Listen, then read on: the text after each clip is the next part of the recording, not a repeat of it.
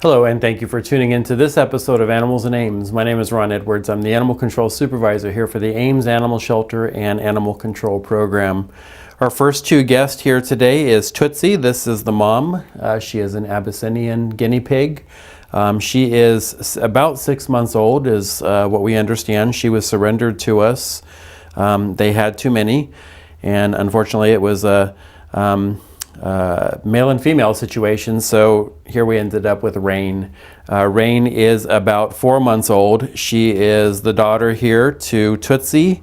They are bonded buddies, not just mom and daughter, but they need to be adopted together. Having guinea pigs is very important that they have a bonded buddy with them. And as you can see here, they could care less what I'm saying. They are just really happy to be eating their green leafy vegetables. Right now they're eating some Italian parsley. Vitamin C is extremely important to their diet. So these green leafy vegetables are very, very important to them. And you can see they are just eating right through that stuff. Guinea pigs are great pets to have. But we also want to make sure that they go to the right home. So we want all of our potential adopters to make sure you check out guineapigmanual.com. It's an amazing website put together by people that really know how to care for these guys properly, to make sure that all of their needs are met. You want to make sure you have a lot of space for them. Oftentimes the cages that you may find at a local pet store are inappropriate. They're too small. And especially when you have a bonded pair like this, mom and daughter, you need to make sure that they have quite a bit of space to be in there together. So again, guinea pigs can be great pets. They do require a lot of care. It takes a lot to keep their living environment clean. Every day you want to make sure you go through and you're cleaning out their living quarters, making sure they always have fresh water, Timothy hay, as well as their green leafy vegetables. And there's some other treats that they can get, but treats are really just supposed to be a very limited type. But again, Guinea Pig Manual will give you all of that information on how to care for these guys. So we know for sure that this is mom here, and this is the daughter.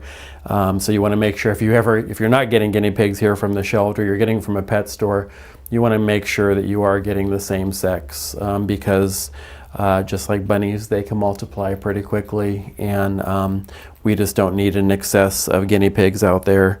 So again, great pets, but very specific needs that they have. Again, very important diet restrictions. Vitamin C is extremely important to their livelihood. So check out guineapigmanual.com if you're interested in adopting these guys, and then come on down. You can meet them here at the shelter. We'll have you fill out an adoption application first, and see if maybe these two gals here will fit into your family.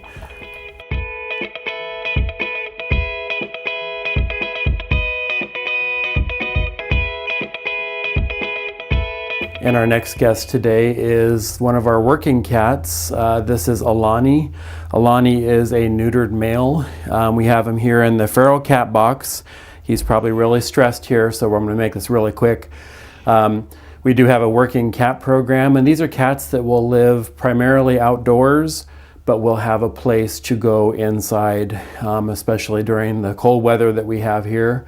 And even the really warm weather, having a place to get out of the elements and provide a service to you. So typically we're looking for a farm environment where there's some kind of outbuilding where Alani can live, making sure that we're providing food and water, and especially important during the winter months that the water's not frozen.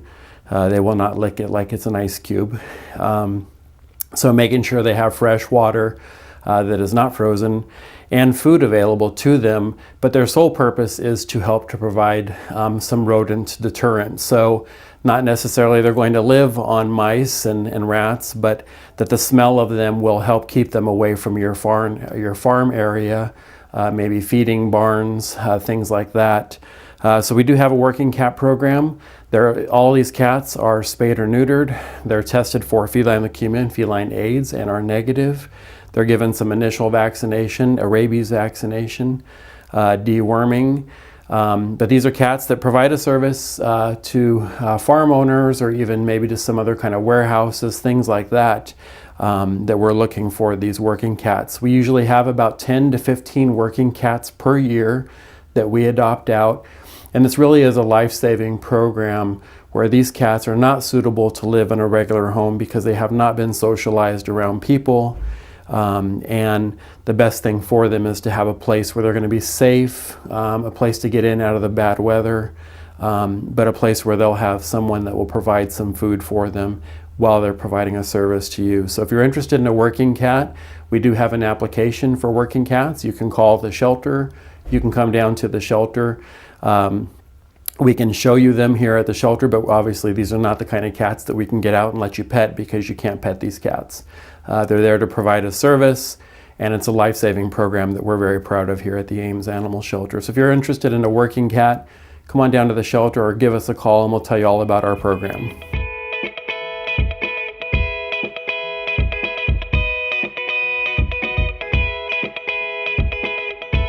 And our final guest for today is Socks. Socks is a very special kitty.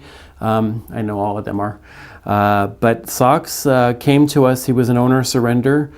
He is a special needs kitty. Socks is positive for feline immunodeficiency virus, so FIV, which is a feline immune compromised disease similar to HIV in people. Don't let FIV completely scare you out of adopting this beautiful kitty.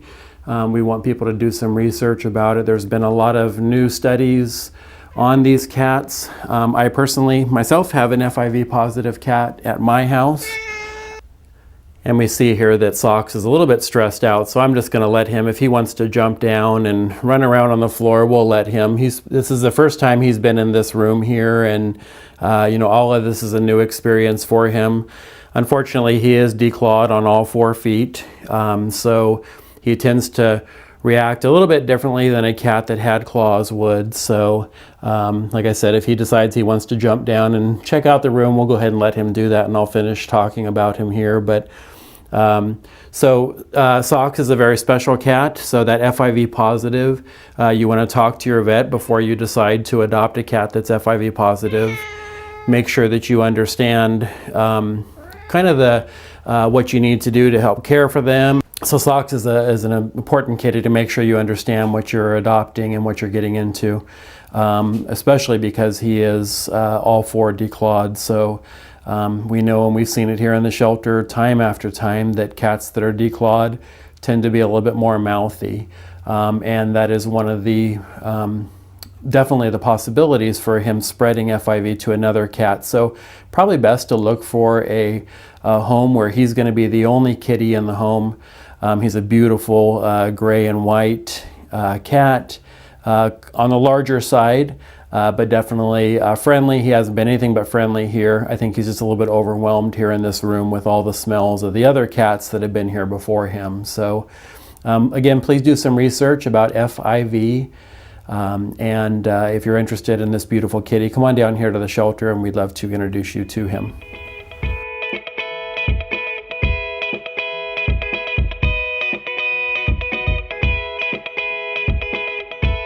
I want to thank everybody for watching today's show. Remember, that's just a sampling of the animals we have available for adoption. Very happy to report again that all of our dogs have been adopted. So we do have a few strays that we're waiting for the owners to come forward on. But we have several cats. We have a pair of bunnies that are still looking for their forever home. And the guinea pigs that you just saw on today's show.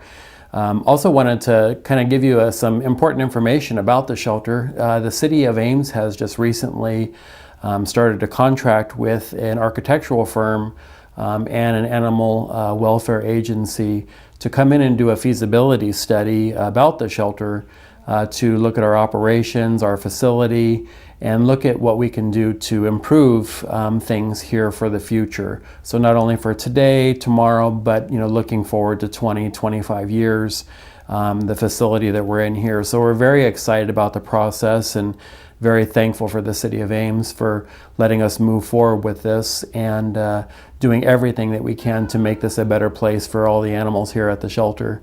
Definitely keep tuned to Animals in Ames and check out our website, amesanimalshelter.org, as well as our Facebook page, which is of course facebook.com, Ames Animal Shelter. And we'll keep people updated on the progress and hope that we get that report back from them within about 6 months or so, and hopefully from there be able to make some improvements to help care for the animals here that's part of our community. So again, thank you everybody for watching, your support of the shelter, your donations, and of course the people that come in and adopt these very special critters. Thank you.